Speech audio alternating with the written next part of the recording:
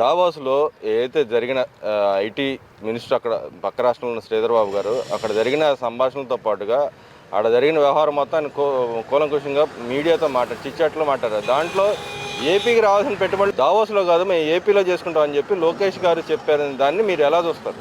దాన్నే అండి నేను చెప్తున్నది. ఏమంటే రేవంత్ రెడ్డి గారు వీళ్ళు ఏమన్నారంటే, మనం తెలుగు రాష్ట్రాలు రెండు విడిపోయామే కానీ మా రాష్ట్రాలుగా విడిపోయాము, మనం అన్నదమ్ముల్లా చేసుకుందామనే ఉద్దేశంతోనే వాళ్ళు కలిశారు, వెళ్ళారు.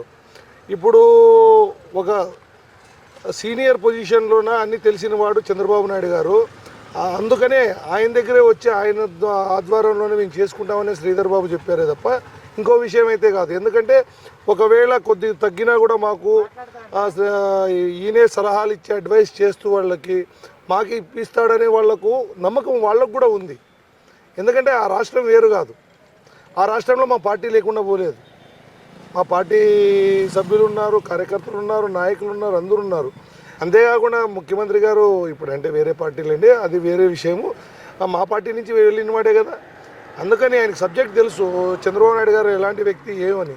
దానికోసమే ఆయన కలవటం జరిగింది. అక్కడ వెళ్ళిన తర్వాత వెల్కమ్ చెప్పడం జరిగింది. సార్ మాకు కూడా కొన్ని వనరులు చేస్తామంటే అందరూ అక్కడ మాట్లాడుకొని చేద్దాం రండి, ఈ రెండు రాష్ట్రాలకు బాగా అయ్యేటట్టు చేద్దామని చెప్పేసి ఈయన వివరించడం జరిగింది. వాళ్ళు కూడా సంతోషంగానే వచ్చారు.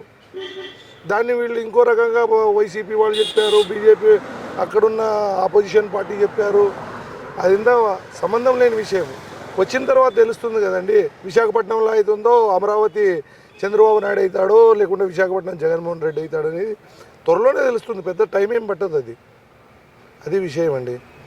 ఏది చేసినా ప్రజల ఆమోదం, ప్రజల సంతోషం, ప్రజలు సౌఖ్యంగా ఉండాలనే ఉద్దేశంతోనే చేస్తున్నాడే తప్ప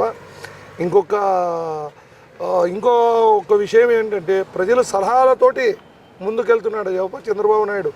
ఈరోజు చూస్తున్నారు, ప్రతి ఊరికి గ్రామంకి వెళ్ళినప్పుడు 31వ తారీఖున ఆ ప్రజల ఉద్దేశాలు కూడా కనుక్కుంటున్నాడు. ఏ ముఖ్యమంత్రి అయినా ఇంతకుముందు పెన్షన్స్ ఇచ్చేవాడే కానీ ఊర్లోకి వెళ్ళి అడిగాడండి?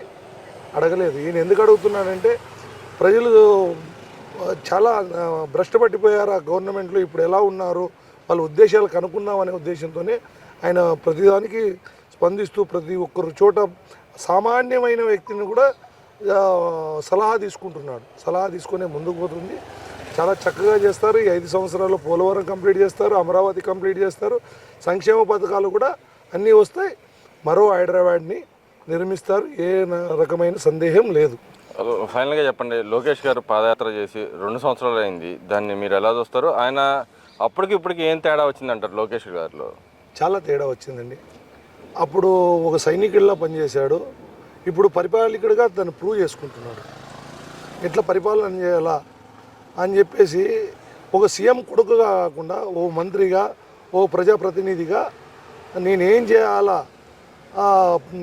తోటి వారితో నేను పోటీ పడాలనే ఉద్దేశంతో ఈ ప్రజా దర్బారే చూసుకోండి, ప్రజా దర్బార్కి ఎంతమంది వస్తున్నారు అనేది చూసుకోండి, ఒక నమ్మకంతో వస్తున్నారే తప్ప ఇంకో రకంగా కాదు కదా. అందుకని బాగా పరిపూర్ణత చెందారు, మంచిగా చేస్తున్నాడు.